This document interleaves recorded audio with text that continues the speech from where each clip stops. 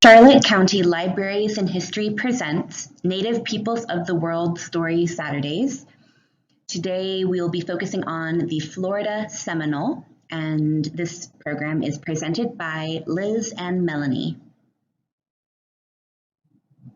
The origins of the Seminole tribe. So the ancestors of the Seminoles have lived in what is now the southeastern United States for at least 12,000 years. They are a North American Indian tribe of Creek origin, and in the mid to late 1700s, migrants from the Creek towns of southern Georgia moved into northern Florida. By about 1775, they came to be known under the name Seminole. It could be derived from the Creek word Seminole, meaning separatist or runaway, or the name may also have been derived from the Spanish word cimarrón, meaning wild. The Seminoles located their new villages in the Everglades. The dense patchwork of thickets and wetlands provided natural protective isolation from outsiders. On the left-hand side of the slide, you'll see the Seminole Tribe of Florida flag.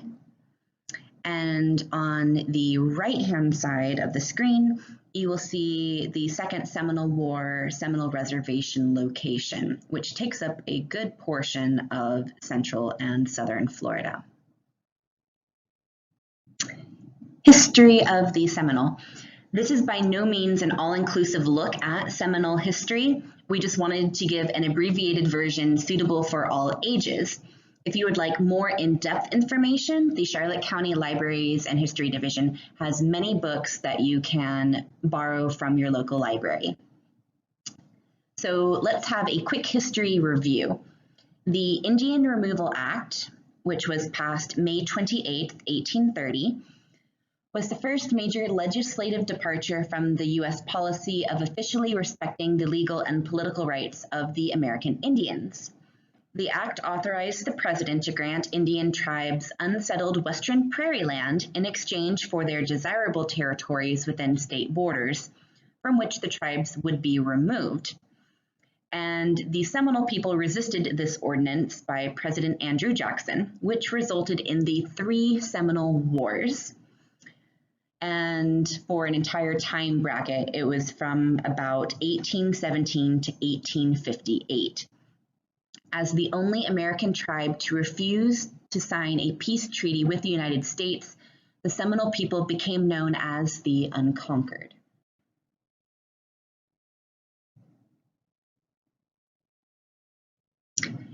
As a result of the First Seminole War, Spain ceded Florida to the United States. The Second Seminole War was one of the costliest of the U.S. Indian Wars, with military spending exceeding $20 million. In 1838, Osceola and other tribal leaders agreed to meet the U.S. military under a flag of truce, but the U.S. forces broke the truce by imprisoning the men, and Osceola died in custody about 3 months later. The wars continued on for 4 more years, and the tribe eventually were forced to surrender. But again, they refused and they never signed a peace treaty with the United States. The majority of the Seminole people were sent to Oklahoma in the Seminole version of the Trail of Tears, which was with the Cherokee, and only a few of the Seminole were left in Florida. During the first half of the 20th century, tribal members regained some 80,000 acres of land from the U.S. government, and in 1957, a century after the end of the Seminole Wars, the Seminole Tribe of Florida regained federal recognition.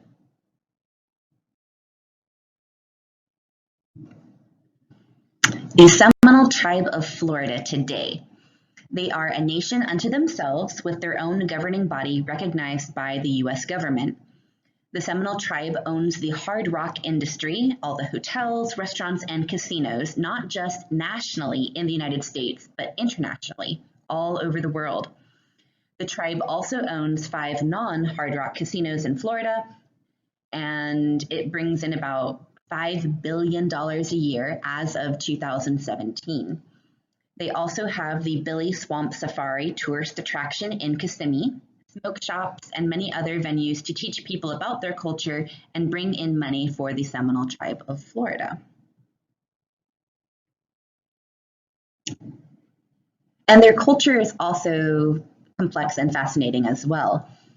Here is a quick peek at some parts of their culture, and they are known for their basketry and beadwork. So basketry, their baskets are made of sweetgrass, and they've been made for over 60 years. Sweetgrass is picked from high, dry areas of the Everglades Basin. It's washed, laid in the sun to dry, and sewn together with colored threads. And the baskets are many different shapes and sizes. They're beautiful, and for more pictures, you can go online. You can do a quick Google search and see all of the beautiful baskets that they've made. Also, they are known for their beadwork. Purchasing beads were one of the first things that Seminole women purchased after the Third Seminole War.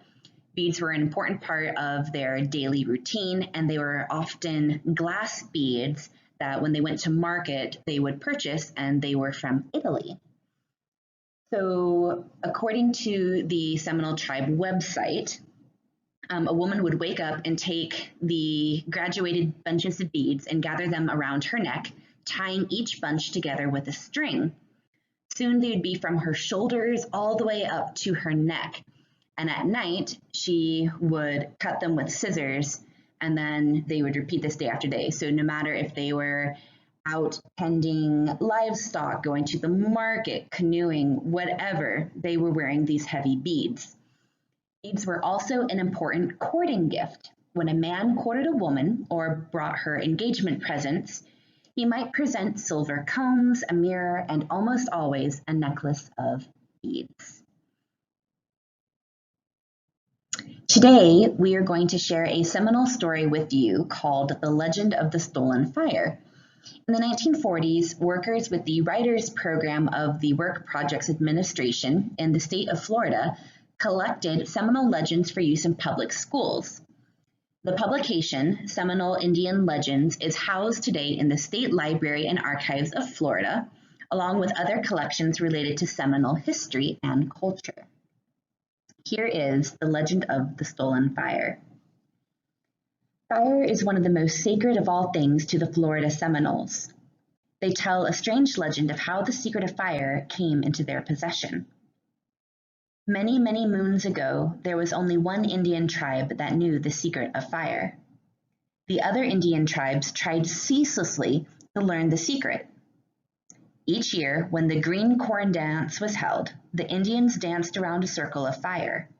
Indians from other tribes were always there, but could never get close enough to the fire to secure the secret. It was guarded so well. One time, the biggest, finest, handsomest rabbit the Indians had ever seen came to the green corn dance and begged to be allowed to dance around the fire with them. He could sing sweeter, dance better, and whoop louder than any person or animal they had ever seen. But the older Indians were suspicious of the rabbit.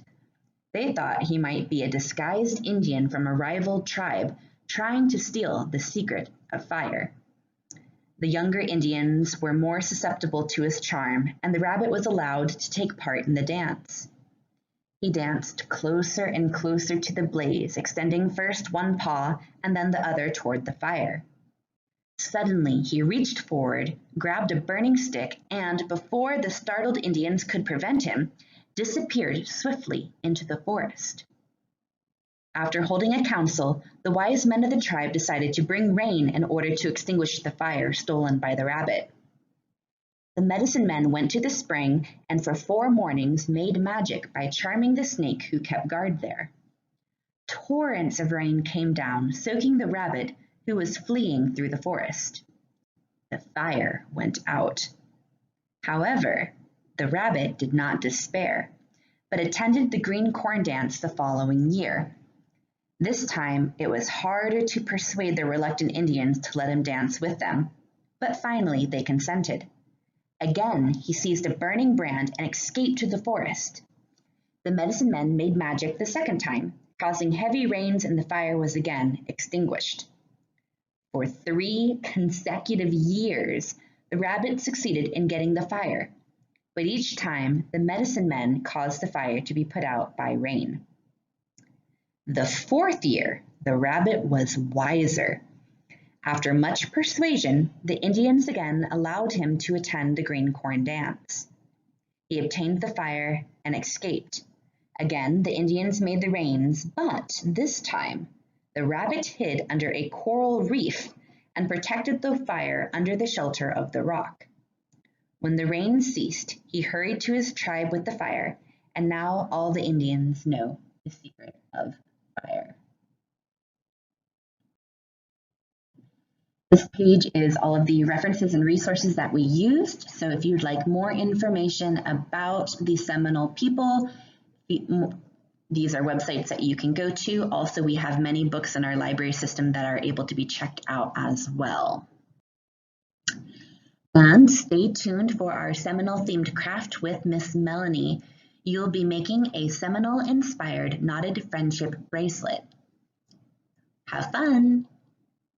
Hello everybody and welcome to our Seminole themed craft. Today I'm going to show you how to make different kinds of friendship bracelets. So this is the one that we're going to focus on later in the video. I'm going to show you how to do all of the different kinds of knots. I'm going to show you how to follow the patterns that they have available for free on friendshipbracelets.com. And there are so many beautiful free patterns on the website. But in order to do that, I'm going to show you how to do a basic friendship bracelet first so you can get the process of knotting and following colors down. So to start off, what you need is some threads. I like to get, these are the prism colors. I like to get either the prism colors or the DMC flosses because they work really well when you knot it. They don't fray. There are other kinds of thread that almost have like knots throughout them already, and those are a little bit harder to make friendship bracelets with. They're kind of like roped together almost. These ones are smooth all the way through, so it makes it really easy to knot on them. So I'm going to show you how to cut these to make a friendship bracelet. So you're going to need a pair of scissors, and what I like to do is you take from one end where the string is and you just pull it, and it'll pull easily. And depending on how big your wrist is how long you're going to make it.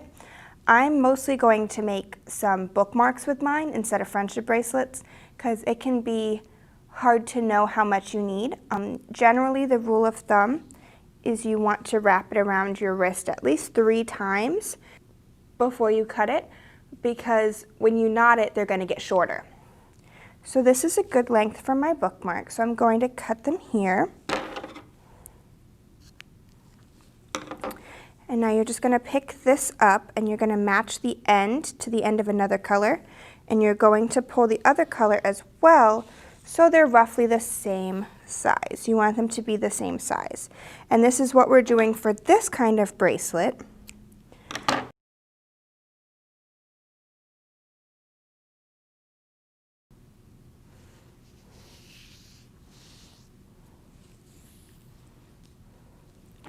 So just make sure they're all the same length.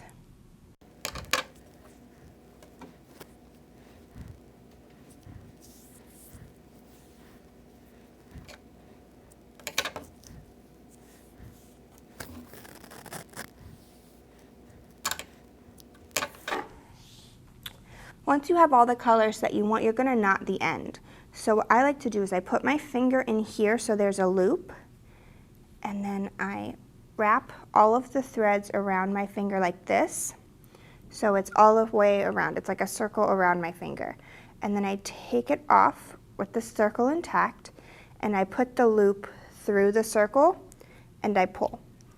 So now I have a loop at the end where I can use it to attach it to a keychain or tie it together at the end, but this loop really helps with attaching it to things when you're finished with it. So then you have a knot. And I like to use clipboards because I think it is a very sturdy way to do it. So I put it right there. I push just the knot above the edge of my clipboard. So all I have is the thread sticking out. For the bracelet we're making today, color order of the threads doesn't really matter that much because we're not following a pattern. When we follow patterns like the one I'm going to show you later, it's very important that you put the colors in the order that are on the pattern. For this one, I'm just going to go in the order that they naturally fall. So you start off by separating all of your colors from each other. So they're going to be laid out like this. You pick up your first color and your next one, and what you're going to do is you put your fingers firmly on them like this.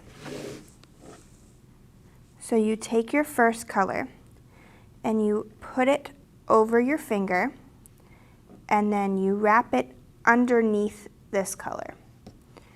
So it'll form like a loop around it, and then you're going to tighten. And then you're going to do it again. You take the first color, put it over the second one, and then wrap it under and tighten. So every single knot that we make when we're making friendship bracelets, we're going to make twice. So for this kind of bracelet, we want the knots to go in the same direction because we're just doing straight across. For the other bracelets that we're going to make, there are several different kinds of knots. There are several different kinds of knots here, and I'm going to show you how the positioning of the colors matter when you're making these different kinds of knots. But for now, we are just making this knot right here.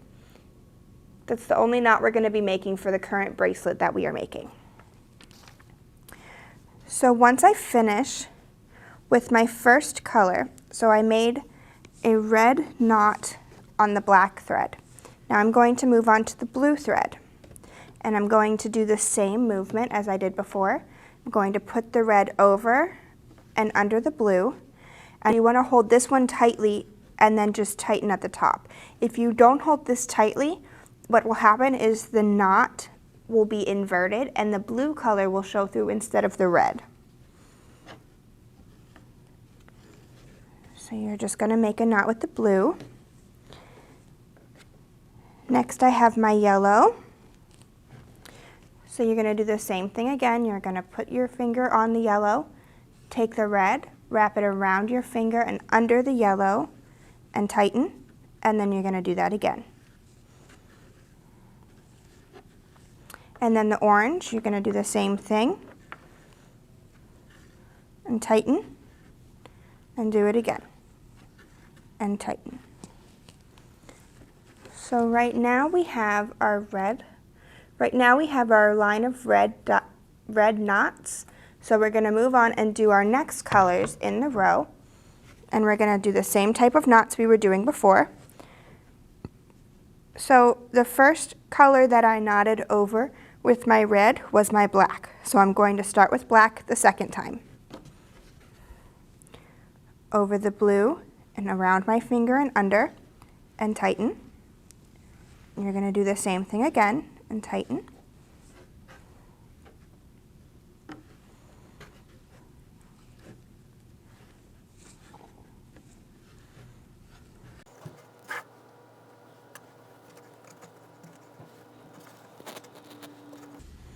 And then the red one that we started with is now at the end of our row.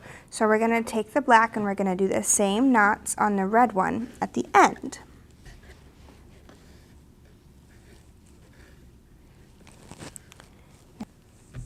We're going to do the same thing for each of the colors.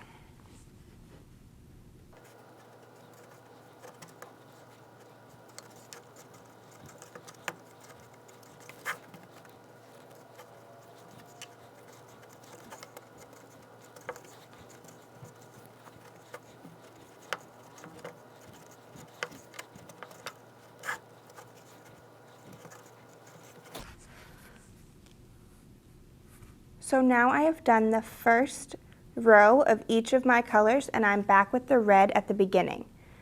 So I'm just going to continue this process until it's the length that I want it to be.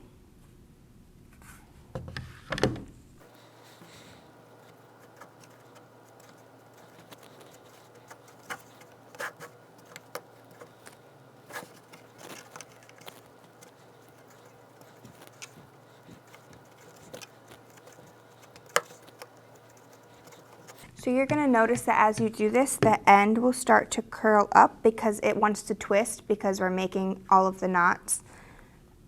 So as you go, you're going to want to scoot it up more.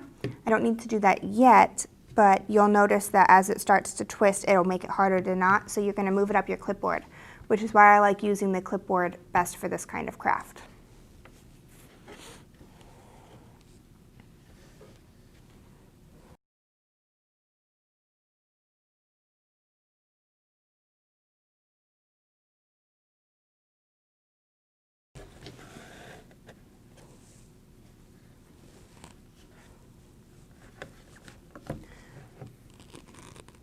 So as you can see, this is what we've done so far.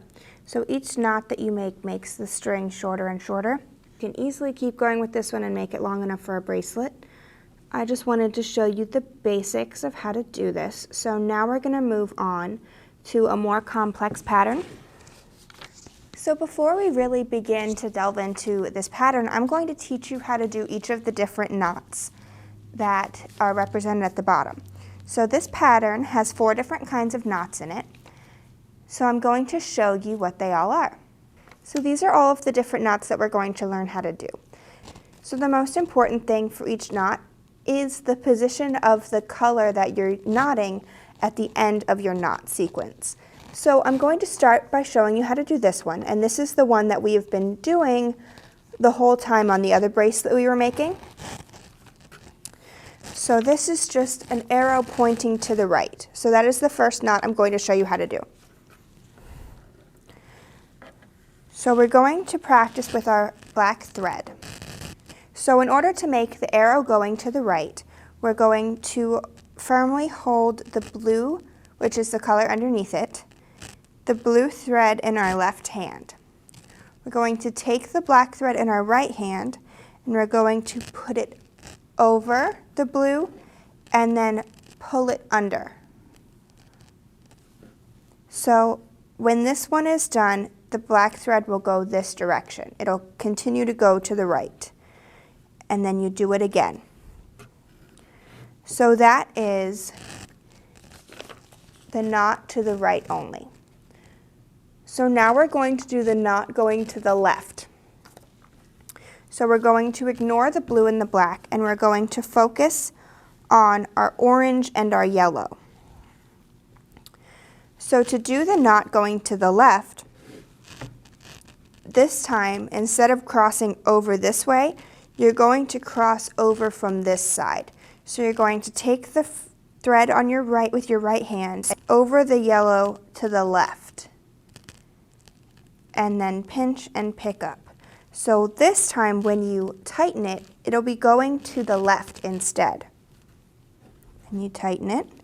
You're going to do the same thing, cross over the left, pull through, and pull. So if you notice, when we knotted the black thread over the blue, this is now to the right of the blue thread.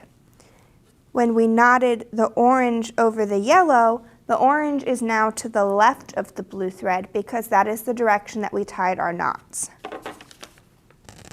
So the black over the blue went to the right and the orange over the yellow went to the left. So the next knot we're going to do starts by going to the left and then curves to the right. So I'm going to show you how to do that next. So to do this knot, I'm going to be using our blue thread and our orange thread. So you firmly grasp both of them in your hands, and remember, we are doing the knot that starts off at the right and ends up at the right. So we're going to start with our orange thread, which is the thread on our right, and we are going to cross it this way and through and pull. So now our thread is on the left side of our blue. And now we're going to take it and go this way and tighten. So now our orange is back on the right side of our blue. So that's how you do that. You're taking it from the right, crossing it over and putting it on the left through a knot, and then knotting it again to make it go back on its side. So it kind of seems like we're doing nothing, but if you look, there's now a knot there in the orange color. So it's just making a knot but ending with it in the same place. So now we're going to do the opposite, and we're going to start with the thread on the left, knot it again, and end with it on the left as well. So we're going to do that one with our black and yellow right here. So you're starting with your black thread, because that's the thread on the left, and you're going to knot it over like this. So it's now on the right of the yellow. And then you're going to knot it this way, the opposite, and pull it so it's now back on the left of the yellow like it was before. And that's how you do the knots that look really complicated. The main point of what you're doing is to move the color thread. So with the first one we did, you were moving the thread on the left to the right, which is why there's just one arrow going one direction. Then you're doing the opposite, and you're moving the thread on the right over to the left. Then you're keeping the thread on the right towards the right, and then you're keeping the thread on the left towards the left. So these are the knots that you're going to use throughout the entire bracelet up above. So I'm going to show you how to do a row of the knots so you can see how it would work. I'm going to start in the middle of the bracelet because it's hard to see when you first start out whether you're doing them in the right direction or not, which is why I would practice with easier bracelets first so you can make sure that you have the knots down before you start. So I'm going to start by showing you on one that I've already started, just because when you first start it, the first 5 or 6 lines that you do aren't going to look like the pattern. It's only after you complete the full pattern that it looks the way it does. And that's because at your knot point, they're all so close together. The further you get in the pattern, the wider it spreads out. And the reason this is so wide is because of how many strands you start with. So for our last one that I showed you how to make, we only had our 5 colors. For this one, we have the same 5 colors, but we have them represented more than once. So for this one, we have 2, 4, 6, 8, 10, 12, 14, 16 different strands of thread. So each one is represented with letter. So the black is A, the orange is B, the red is C, yellow is D, blue is E, and then it's repeated. So when you first start to make it, it's very important that you have the colors in the right order, because that will determine our entire thing.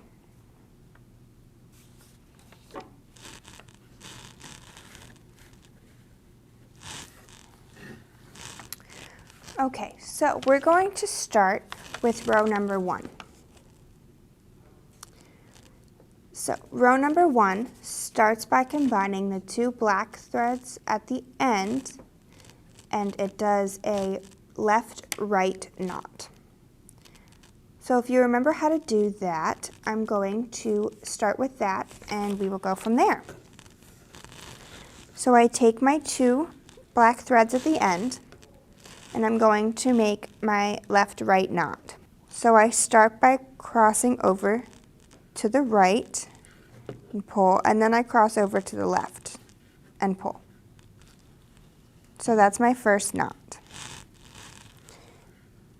The second one in the row takes the orange and crosses it over the red. So if you look, the orange is going to stay in the same position where it is in the beginning, and so is the red. You make the knot over to the left and pull, and then you go over the other way and pull. So both of the threads are in the same position they were in before, but there's now an orange knot there. Our next one is going to use the yellow and the blue. So this one is the opposite. You're going to take the blue and you're going to put it on top of the yellow. So the yellow is going to not be visible in this one, just the same way that the red is not visible in this one yet. So you take the blue,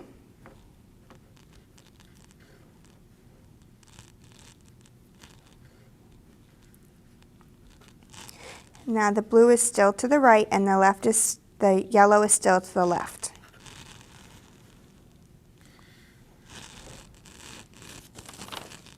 So our next one takes the black and it's just the one to the right. So these are the two. The next two are the same ones that we did for the first bracelet that we made. They're both just going to move over to the next section.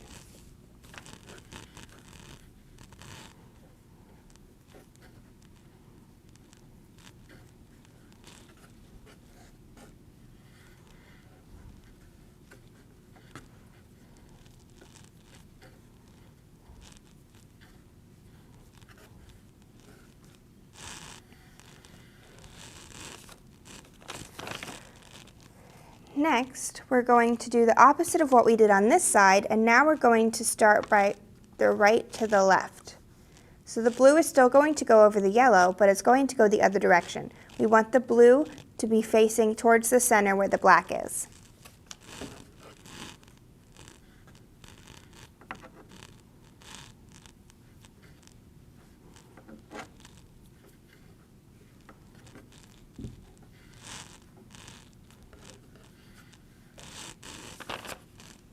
And we're going to mirror the orange and the red as well. We want the orange to be facing out towards the black and the red to be facing inward. So in the same positions they currently are, but with an orange knot.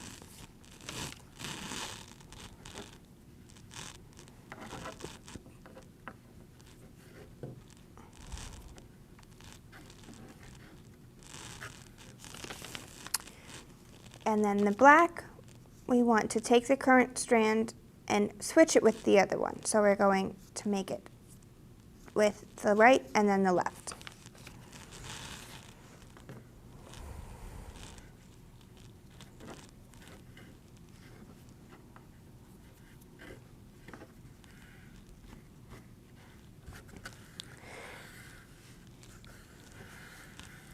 And that is how you do the row across.